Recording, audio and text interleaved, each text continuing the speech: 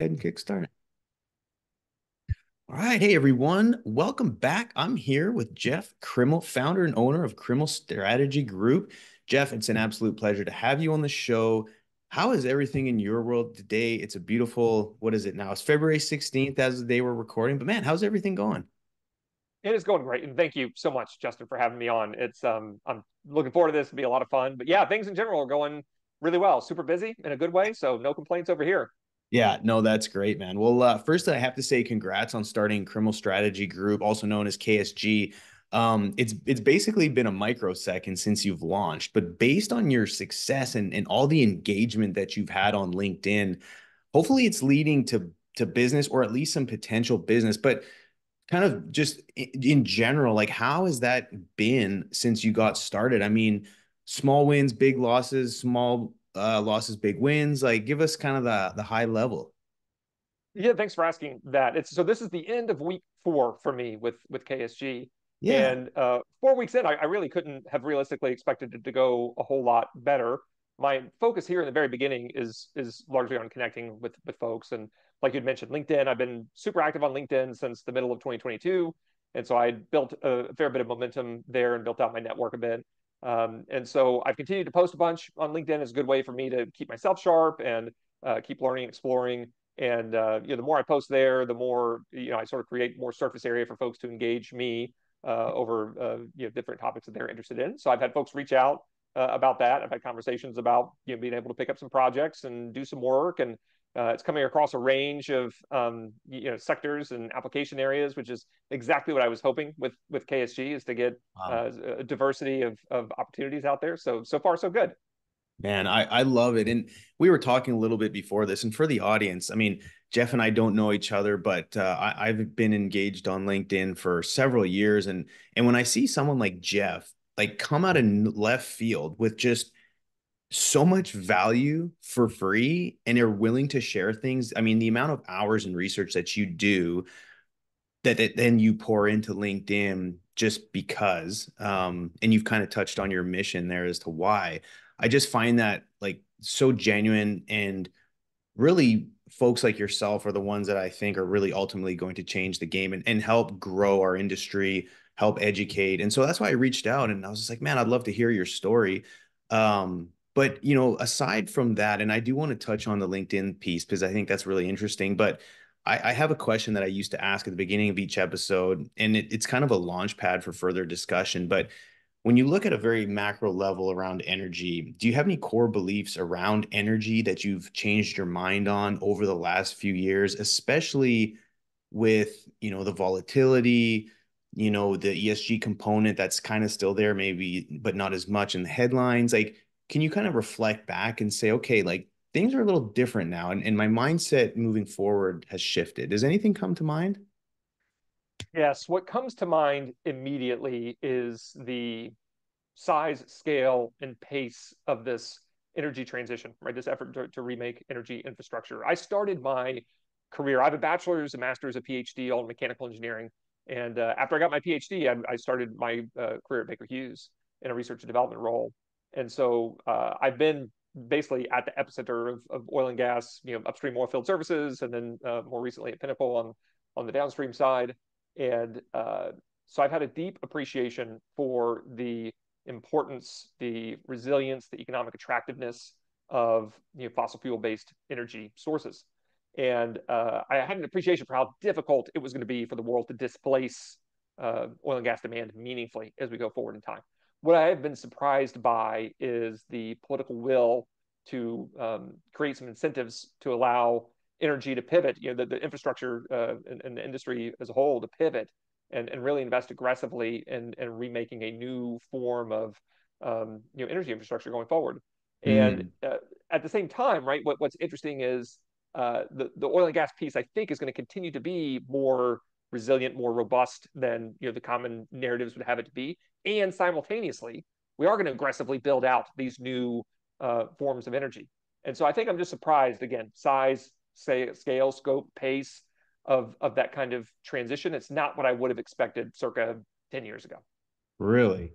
So how does that change the landscape for folks on the oil field side of things? I did a session this week I was invited to speak, and one of the ladies had asked because I had pulled up. So Exxon in January released their global energy outlook, and so of course I had that graph with Exxon on there, and she's like, "Well, this is an Exxon graph, and obviously they're very much into oil and gas."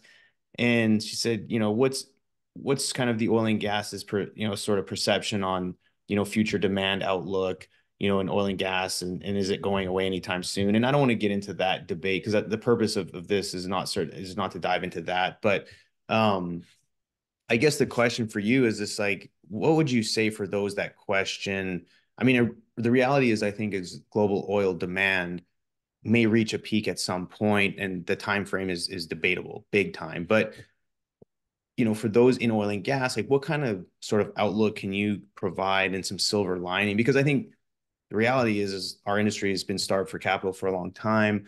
I was talking to a gentleman that lives in the Permian, and with all this M&A been going on, it's like, oh, well, people are going to be divesting their non-core assets. Well, who wants to spend the money on all that to then develop it? And there's all kinds of things going on there. But just kind of, again, what is your thought around sort of the outlook on call it a 10-year oil and gas outlook, especially for folks here in U.S. land?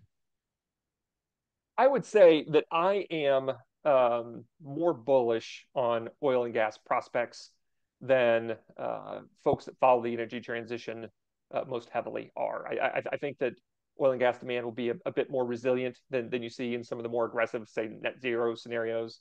There really are many important areas of the global economy that are incredibly hard to decarbonize, and there's just an enormous amount of inertia behind the oil and gas demand that we have around the world today. And I think it's going to be very difficult to erode that quickly. Like you said, that demand will absolutely peak and it will absolutely start falling. The pace of that, though, I believe, will be slower than, again, what you would expect if you're following a bunch of the net zero, the really aggressive transition narratives would have you believe, just because Mm, of the economic inertia, right? Not because of a rooting interest or anything like that, but it's just there's an enormous asset footprint around the world that's dedicated to fossil fuel energy sources. And in order to execute the energy transition at the most aggressive pace that we've heard about, you will have to strand an incredible number of still economically viable assets. I just yeah. don't see the world doing that, right? It's possible that could happen if things change even more aggressively from here. I just don't see that happening. So if I'm inside of oil and gas and I'm thinking, what does my future look like? A, there's still decades of activity ahead of us. B, what gets really interesting, and it's one of the reasons I play in the market research space that I play, is when it comes to oil and gas, this notion of capital allocation becomes even more important and even more multidimensional going forward than it had been in the past. Because Right. now you have, like you said, you have real decisions to make about this capital that, as an oil and gas, as an upstream operator or as a refiner or midstream operator, I'm generating this cash, and what do I do with it? How much of that do I choose to reinvest in my own business? How much of that do I turn around and hand back to shareholders? Yeah. How much of that do I use to invest in an adjacent business that may be more friendly toward this lower carbon future that we're driving toward? There are just more dimensions around that question today. The stakes are higher today. The time scales are shorter today than they have been in the past. And so I think it's just more difficult to be on a management team at an oil and gas company today. It's more difficult to be an employee to try to live through the ramifications of making these kinds of more complex decisions. At the same time, it makes it more fun. It makes it more rewarding. Makes it more challenging. Makes it more exciting. So I like being there. Yeah, no, I love it. And last question on this sort of topic. How do you see the sources of capital changing as we move forward? That's an excellent question because you have this new, or this capital that's increasingly finding a challenge about determining, how much do I plow into the oil and gas industry, this legacy beast that has, driven world economic activity to where it is today, versus Yeah. how much do I then turn around and invest in these more growth technologies, some of which have been proven and just need to be deployed at scale, but many of which have not been proven, and you need to ramp those up and experiment around that. And like you said, there's a bunch of capital providers that historically have not had to make this many difficult decisions. If you know that you're going to allocate toward energy, oil and gas is going to get the lion's share of that. Today, that's not as easy a call to make for a lot of different capital providers. So for them too, it's a more challenged decision. It's more multidisciplinary, multidimensional, complex. It's a fascinating space to pay attention to. Yeah, no, I love it. All right, switching gears. So we mentioned, that I found you on LinkedIn, which I saw a funny joke the other day is that LinkedIn's actually being used as a dating app now. And certainly this is not a first date for those asking. I'm genuinely curious on his what his knowledge is and what he can share. But that being said, talk a little bit about you. I mean, you started creating content, I would say with a purpose, and you said 2022 to now have grown that each post gets a ton of engagement, a bunch of likes. And, I'm sure you probably don't get too caught up in the metrics, but at the end of the day, when your numbers are doing what they're doing, you're doing something right. And I know a lot of people that have been on LinkedIn trying to do something and with getting some growth behind it with that haven't even gotten a portion of the traction that you have. But talk a little bit about like how you started and why, because that I always think is interesting because most people, especially, and again, no knock to engineers, they're like, oh, I want to start creating content, and they post this novel of just like information, how smart they could, this and that. I'm like, dude, like it should have been like half the size, maybe put a picture in there, maybe a couple bullet points, like it doesn't have, you don't have to write a thesis on LinkedIn. That's not the intent. So talk a little bit about your approach to creating content. Absolutely. So I started taking LinkedIn, like you said, seriously and with a purpose back in May of 2022. And I did it mainly to grow my network. To that point, I had been in-house my whole career. I'd been at Baker Hughes and then Key Energy Services and then the chief strategy officer at Pinnacle. And those were fantastic roles and fantastic companies. I learned a ton. And because I was in more corporate strategy type roles in a lot of those places, my stakeholders were nearly strictly internal. I would have some customer exposure from time to time, but I didn't own any customer relationships, and that wasn't the driving force for my participation day to day. So it was fantastic because I got to connect with a lot of interesting folks internally, got to learn these spaces and keep growing and exploring. I realized that, okay, if I want to connect and learn from even more people, I need a new path, a new avenue to do that. And LinkedIn felt like a fantastic avenue to do it. I saw a lot more interesting conversation happening over there. I saw a lot of different types of voices from different sectors and different backgrounds, folks speaking up. And I knew even at a time when I was working at Pinnacle that, yes, there would be returns to me for being active and visible on LinkedIn. There would also be returns to any company that I'd happen to work for at the time from the visibility that I would be gaining, because I would also inevitably end up talking a little bit about that business and what we were doing and what the wins were like and all of this. And so, like you said, it's been a journey to find out. Okay, well, I know all the things that I'm interested in, but at the end of the day, who really cares what I'm interested in? I'm trying to post some things that allow me to connect with folks that I think I can learn from and use as a sounding board for some of my own ideas. And so it's been a bit of a journey to explore. Okay, what kinds of things should I be posting about, and who pays attention to them, and what's the best ways to start conversations? And it's been a fantastic experience now for a year and a half or so. I bet. What talk about when you first started posing? Were you, I mean, like most people, nervous about what people would say and how, if you would be judged or maybe a coworker would say, "You can't say that. Are you kidding me?" I mean, did that ever come up? Because I think that's like people understand that, like, okay, you started at point A and now 3 years later you almost have 10,000 followers and you're at, point C, but talk about point B because I'm sure there was like some, maybe stumbles or things along the way. That's exactly right. So I have been playing around with LinkedIn in different forms since at least 2014. And I think in 2014 I started writing some LinkedIn articles and Mm, then bits and pieces. There would be months at a time that I would jump on and try to get active, and then I'd put it down and focus on my day job. And so when I was at Baker Hughes, as much as must have been circa 2016, say, I started post on LinkedIn somewhat regularly. And I wrote about an upstream operator that was a customer of Baker Hughes. I didn't write about the relationship with Baker Hughes. I wrote using all publicly available information about this operator. yeah. Within an hour and a half, the corporate team had reached out to my boss and was like, "We need Jeff to take down this post. We cannot have our employees talking about our customers publicly like this." And so my boss found me immediately. He's like, "We've got to take this down." And again, it was totally benign. There was nothing involved with the post, I really. It was just using their earnings data to study their performance. yeah. Um, so I took it down. And of course, that made me think, okay, how can I participate on LinkedIn in a way where I'm not going to get in trouble? I was Right. fortunate to land over at Pinnacle, which is, it's a smaller company. It's closely held. Folks have a lot more liberty to speak up over there. Again, where of course I'm not trying to antagonize customers or go after competitors or anything like that, but just be a part of the conversation. And Yeah. so at Pinnacle, I was able to practice a bit about that. I did. my big deal is doing largely, earnings analysis of energy companies. So whether it's upstream, midstream, downstream, oil and gas, I'll do power, I'll do mining companies, I'll do ag and forest products, all kinds of stuff. But I'll also do some macroeconomic stuff. So I've looked at inflation, I've looked at GDP growth. And so I would just do different posts like that and get a sense of how folks responded to it.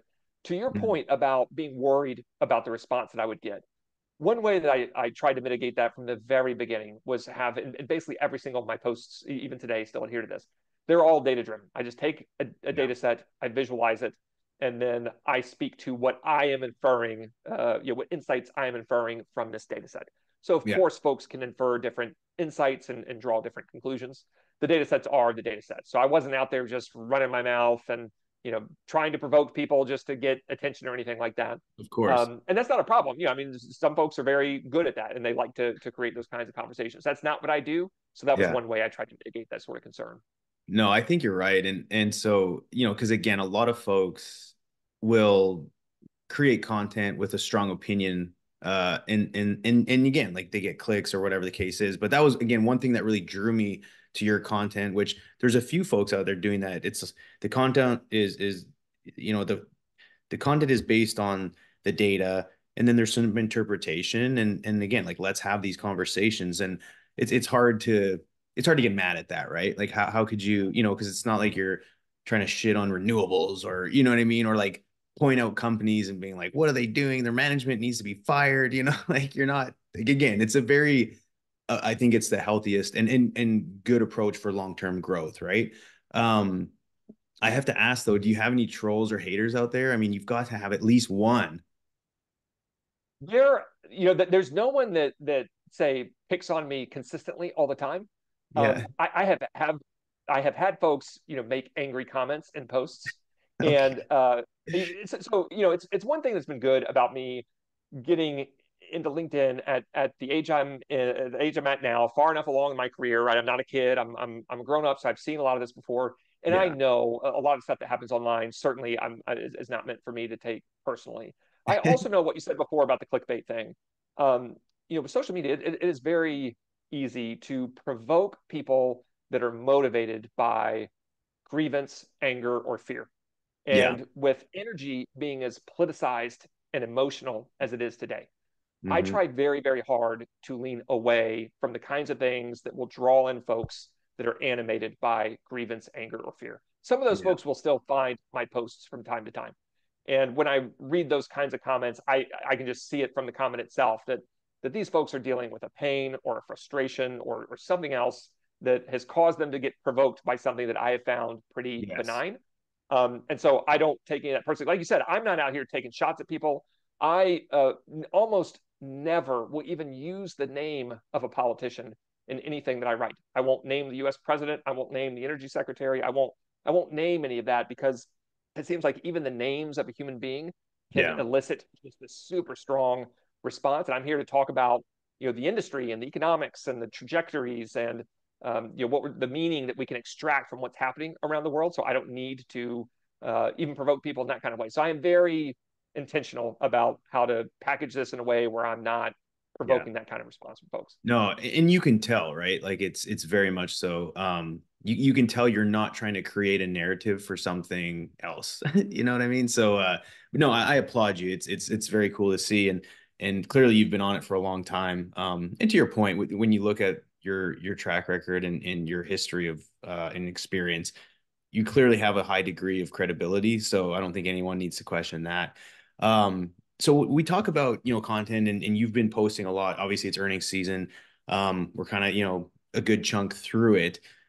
When we focus on the OFS side, are there any themes that you've drawn or can conclude develop for the US land market as we move into 2024? Yes, we see the plateauing of activity levels across U.S. land and the headwinds that introduces toward the oilfield service side of the spectrum. Okay. It was something I just posted earlier this week was a look at margins for operating margins for 8 oilfield services companies that have now filed their 10Ks, their annual reports with full year 2023 results. It was Baker Hughes and Champion X, Halliburton, Helmerich and Payne, Liberty, NOV, SLB, and Weatherford. I looked at those 8. What I did was just create a chart that showed trailing 4-quarter operating margins over the last 5 years. So from the beginning of 2018 through the end of 2023. And what you see, and I just created 8 different versions of this chart where I highlighted a line for each of these different service companies.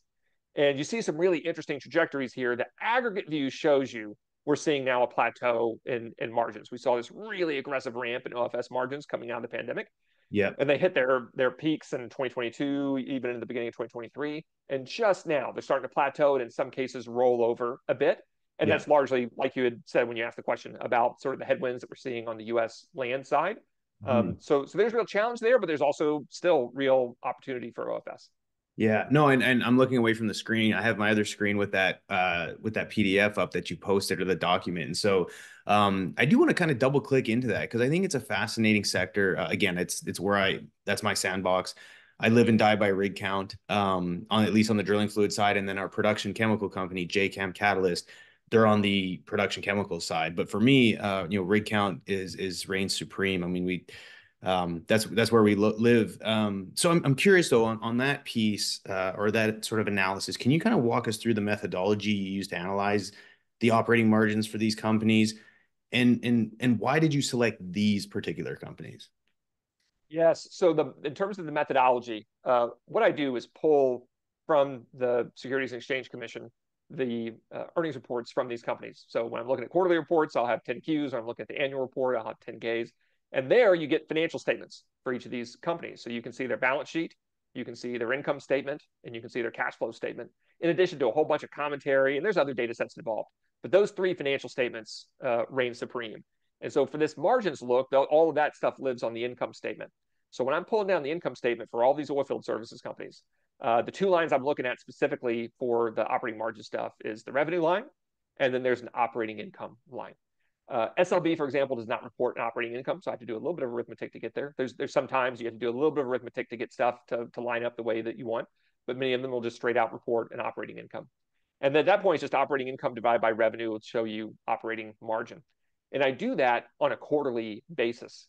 What I try to do in a lot of cases is look at trailing 4-quarter results because you'll get some noise quarter to quarter. There's some Right. seasonality stuff. There's just other ways that those views can get a little polluted. So I like to look at just a trailing 4 quarters look. And that's what I had posted earlier this week on LinkedIn.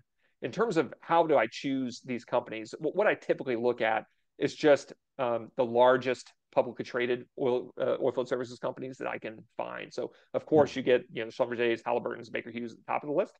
But then there's a long list of oilfield services companies that can be in the $1 to $10 billion market cap type range.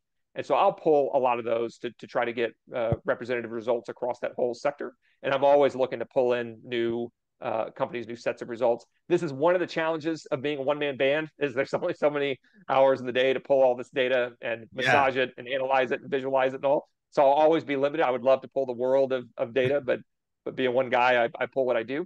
Yeah. But OFS is an area that I do spend a lot of time in for sure. Yeah. Well, now with the tools with AI, I mean, you might be surprised, man. Within 6 months, you might be pulling in hundreds of companies. I mean, that's a whole nother topic, but I was over at Digital Wildcatter's office yesterday, and they were showing me some really neat AI stuff that they have that they're creating called Collide Pro. And not to give them a plug, but we just got on the topic of AI and pulling in data and all these tools. And Sara came out yesterday where you could type in a prompt and it'll create like the most amazing video you've ever seen. And it was just like this stuff is just moving at such a rapid pace. So anyway, I digress. You might be pulling in more data than you would ever imagine here in like 3 weeks. But with that being said, um, what what kind of insights could you share about the recovery patterns of these companies post pandemic? Because I think it's super interesting, and especially looking at H&P, which is Helmerich and Payne drilling contractor, and then Weatherford, given like the remarkable margin recovery. Yes. So on the Helmerich and Payne side, the most interesting uh, reality here is that you see from before the pandemic, again, just across these 8 companies that we're looking at here, Helmerich and Yeah. Payne shows up on the low end of the margin spectrum. In fact, they were negative through the first part of 2018. Then they're picking up some momentum right as you get into the pandemic, and of course they crash like everyone crashes into the pandemic. Yeah. Coming out of the pandemic, Helmerich and Payne has taken quite a long time for you to achieve these margin recoveries that we've seen across the oilfield services sector. But man, once they got there, and those margins just ballooned in a hurry. And still, again, across this smaller cohort of 8 companies, they are at the top of the list in terms of margin of trailing 4-quarter margins, just under 20%. So it's been an incredible trajectory for Helmerich and Payne. It took them, they were weaker going into the pandemic, took them longer to recover coming out of the pandemic, but once they recovered, they shot way up, experienced some really substantial margin recovery, and lead this little pack today. Yeah. The other real interesting recovery, like you said, comes from Weatherford. When you're looking at the chart that I posted on LinkedIn, you don't even see Weatherford before the I pandemic know. because it's running really negative margins for years, going into bankruptcy, and it was a real struggling operation there leading into the pandemic. Again, pandemic comes, things get bad, but now you see the substantial recovery coming out of the pandemic. And unlike Helmerich and Payne, it didn't take Weatherford a whole lot of time to recover coming out of the pandemic. And the other interesting bit about Weatherford's trajectory is it is a pretty strong and sustainable recovery. It is an up and to the right type trajectory. For Helmerich and Payne, you're already seeing a little bit of a rollover as they're Yeah. getting to the top of their margins. For Weatherford, there's still conceivably a lot of margin expansion room ahead of them. So it's an interesting story for sure.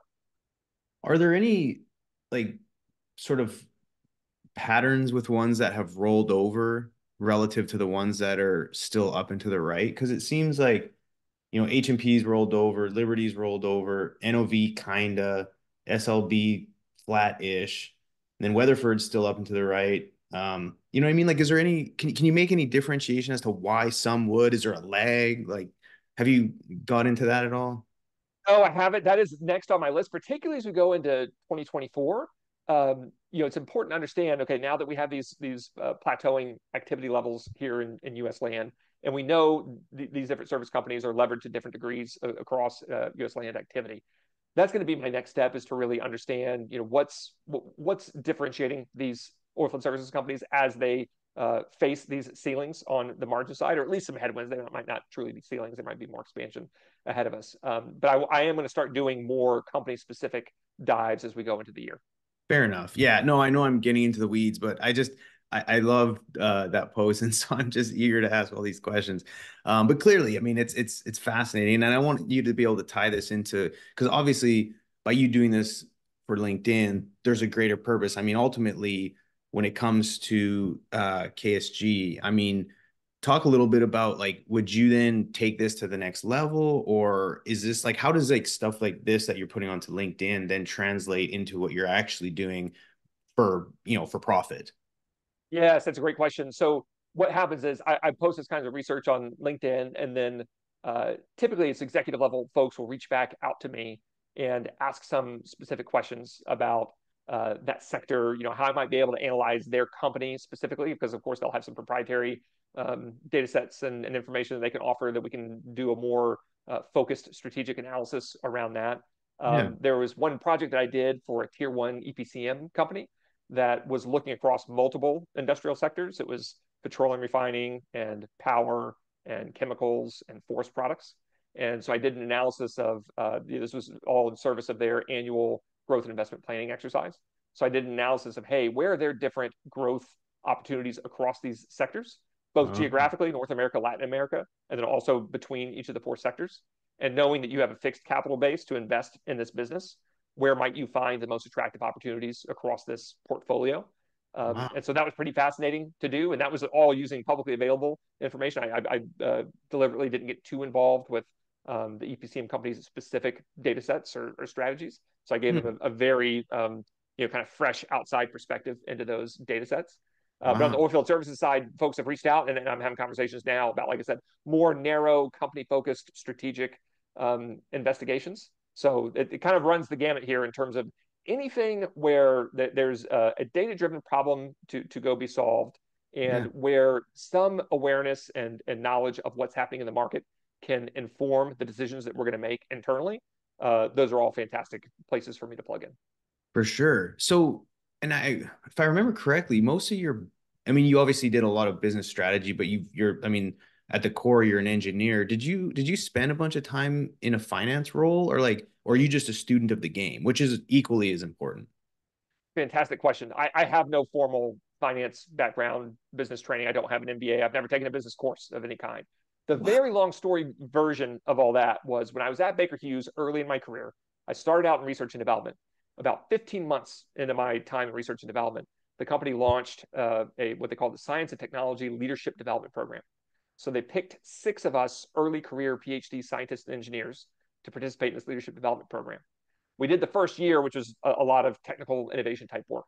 But part of that work involved an assessment of the market. The project was about how would you reduce lifting costs for the SAGD process in Canada when you're trying to, in situ production of heavy oil in Canada. And so we did a Uh-huh. bunch of technical work there. But because we were looking at how much could you reduce lifting costs, what would be the value of those lifting cost reductions to operators, one of us had to get involved in understanding the economics of those different technologies. And that was stuff I was interested in. I had never explored it. I'd never paid a whole bunch of attention to it, but I knew I wanted to learn it. So I sort of raised my hand, jumped in, and started by diving deeply into those Canadian operators. Yeah. That took me into some pricing and profitability roles and some market intelligence roles. So I've picked all this up as I've gone.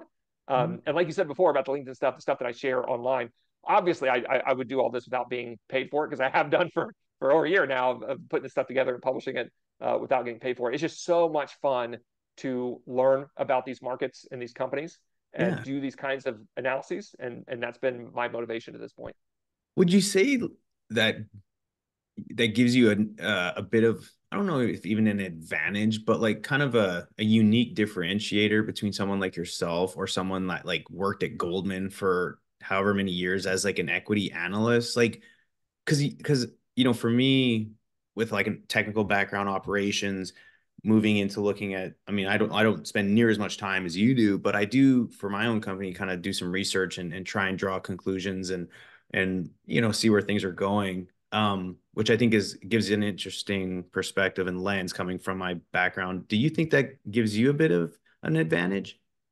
The short answer is yes. I think that one of my most important differentiators is offering an outside perspective to a whole bunch of different problems. It's one of the reasons I was so confident and excited in the launch of KSG is that being able to work with more than just the one customer that I had been working with in-house at each of my previous stops, now I Yeah. can make this available to the world. And what I specialize in, right, is being able to um, I'm a quick enough learner that I can learn about your business. I can become fluent in discussing the performance of your business and then marry it with these outside views of the market, of the competitive landscape, of the customer landscape. So not having this formal business education, or like you said, this formal set of business experiences coming from the Goldmans of the world, means that I really have fresh eyes when I'm looking at a lot of this. And with my background in engineering, having earned the PhD the way that I did, working on the kinds of projects I was working on at the time, really ingrained in me this first principles approach to analysis.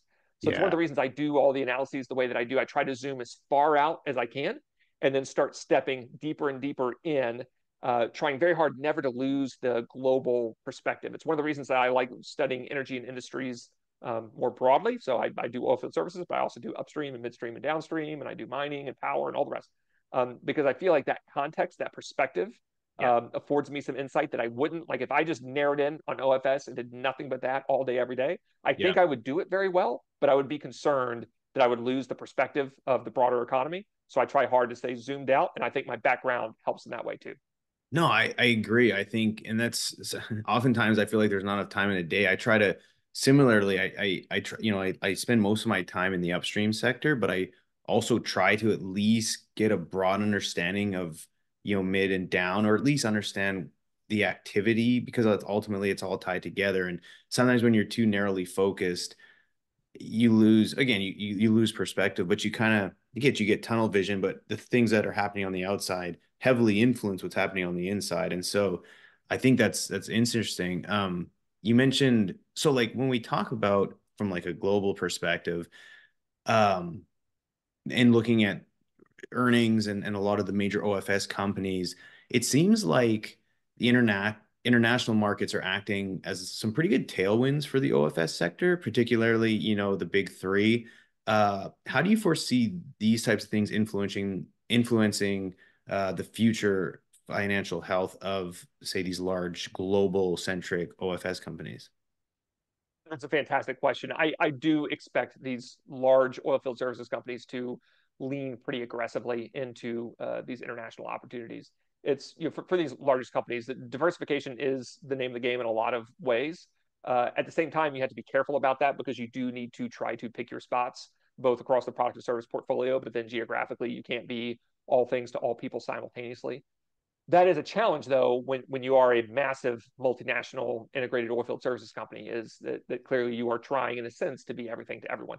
But even for those kinds of institutions, it's important for them to pick and choose their spots. All of them are large enough and have access to a large enough customer base, have a large enough product and service portfolio that they can meaningfully collect wins all over the world. And to get back to our first part of the conversation about the thing I've been surprised by, which is just the pace, the scale of this energy transition. Knowing that, when we talk about the energy trilemma, there's energy security and energy affordability and an environmental sustainability piece to that. All three of these pieces are blending, which means that different regions of the world will lean into different elements of that at different paces, right? Like Europe would be sort of the canonical place that's leaning heavily into the environmental sustainability piece. But there's also, developing countries that care a great deal about their energy security, and of course energy affordability, because they just don't have the economic resources to plow into energy sources that cost more than others do, and they're always looking for that sort of competitive advantage and to propel their economies forward. So Yeah. knowing that around the world there's a lot of different approaches to managing energy infrastructure, energy supply, energy demand, these integrated oilfield services companies, I think, are going to be positioned to try to bob and weave with a lot of that and take advantage of the strength that we're seeing internationally. Gotcha. So if you're an OFS company that's strictly, say, U.S. land based, with, I mean, I'm sure people hire you for this, but like, give like a high level, like what would be in just sort of a overarching strategy to look at as we continue to move forward into arguably like a flat to like even, I mean, debatably up or down a single few points in activity to maintain the financial health and to remain, profitable to where investors are still less skeptic of the sector. It's a fantastic question. When you think about oilfield services in U.S. land and you think about the customer base there, what the customer base cares about is, and I wrote a post about this earlier this week, that we got EQT's results. Yeah. And EQT published their press release. And the first two bullets of the press release really tell you about the narrative of U.S. E&Ps. The first bullet was about how production had come in on the higher end of the guidance range. The second bullet was about how CapEx had come in near the bottom of the expected guidance range. Yeah, I And saw that. I made a big deal about, those are the first two bullets, and that's by design. That's not, it's not just like, hey, we have a bunch of things to tell the market, let's just slap them all on a list and get them out there. That Right. management team thinks hard about, okay, if there's only one thing that we want to the investor base to know, what is it? It's this production level idea. If there's a second thing, it's about CapEx being real low. And so, as an oilfield services company playing in U.S. land, your customer base wants to produce what they have committed to produce, and what they're capable of producing. The investor base knows this, simultaneously, while being able to invest absolutely as little in their business as possible. They want to be able to have that excess capital for flexibility. In some cases, it's paying down debt. EQT wrote a bit about that. In some cases, it's shareholder transfers, cash transfers, whether it's distributions or buybacks. In some cases, it is reinvesting in the business, either directly or again through an adjacent line, like say Oxy, reinvesting in carbon capture kind of things. They want that capital free so that they can bob and weave and be nimble with how they deploy it. They're going to be rewarded for that. So they want to be able to invest as little into their core assets as possible to keep these production levels where they are. As a service company, you now know this. And Yeah. so what you're trying to do is find ways where they can cost efficiently maintain these production levels that don't require enormous ongoing investments, right? So there may be a little more appetite for incremental operating expenses, but what they don't want to see is huge investments. They're going to take years, decades plus to return. And what that means is the kinds of innovations that you pursue, the kinds of commercial models, the kinds of operational models that you're using on the oilfield services side, all Yeah. need to be tailored toward this idea that flexibility is keying at the moment for your customer base. Yeah, fascinating. No, I saw that post, and then a good friend of mine, Ian Myers, reposted it. And again, it's such a, again, someone who plays in that sandbox, it really sort of rung a bell. And hopefully it did for many others, because I mean it takes all of us to keep this machine moving in the right direction. And so people need to be keying in on these little points. And I would imagine on a day-to-day operational front, I mean, again, it's like OFS is, we know that operators want to continuously drive down costs, right? Like there's no surprise. You don't need an earnings report to be like, oh, they want us to lower costs. Like, but when it constantly gets brought up, I mean, management companies and leaders within these companies need to be striving for that. And an interesting piece is like I've worked with super majors all the way down to the smallest E&P privately held companies. And it's when it comes to, like, at the end of the day, their cost of supply has to be low enough to make money. And so a lot of these interesting ideas and thoughts about operating more sustainably, like that's where I find there's such a finicky balance, right? Like, because if you come to the table with this interesting technology, but it ultimately doesn't either increase efficiencies or drive down costs because you're able to do things faster, maybe reduce headcount, whatever the case is. It's like it's a hard sell to management unless oil's at like $200 a barrel, which if it's there, it usually doesn't last very long. So at the end of the day, it's about capital efficiency, right? And I know that's a big buzzword since it's been for now for a while, but again, hopefully people are really taking that and building strategy around it. As we slowly wrap up, I'm curious, going back to the company and what you've started. I mean, you mentioned upstream, midstream, downstream, this, that, and the other. I mean, as a one-man band, I have to say, like, do you sleep or how do you do this? And what's the plan moving forward as you grow? Yes, it's I definitely sleep. I Okay, remain physically active. I take care of myself. It's because I enjoy doing this so much. I want to make sure that I'm doing it in a sustainable way where I can continue to do it for a long time. of course. Yeah, your plan about growing is top of mind. I knew when I launched, again, I'm at the end of week 4 here with KSG. Excuse me. I knew that these first mini months were going to be largely a business development exercise. Yeah. And once I started to win enough work that it was more than I can do, right? I would have some flexibility on the scheduling side. I might be able to push some stuff out to be able to manage my workload. But I'm hopeful that it gets to the point where it's like, okay, now I do need some help.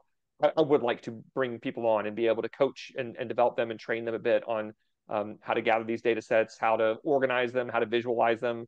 We Yeah. can do some analysis and storytelling together around it. There's different service lines that I have in mind for to offer customers. The market research bit is a big one, but there's also a pricing and profitability analysis piece, and there's Uh-huh. also a financial acumen training piece, putting on workshops for folks to teach them improve their financial acumen around all this so they can make better business decisions.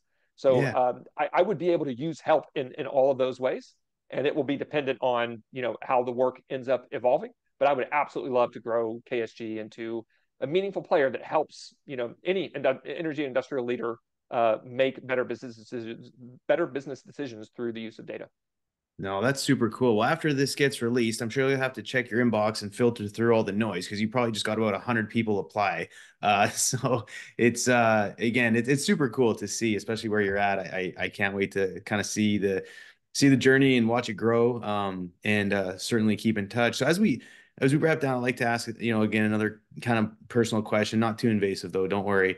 When you take a step back and in your, I mean, you didn't really quite mention if you've got a family or what that looks like, but what would you say your ideal Friday night looks like when you can disconnect? Let's just hypothetically say you could go anywhere in the world, have all the money. I mean, what does Jeff like to do on a Friday night? Or if you haven't done it, what would you love to do?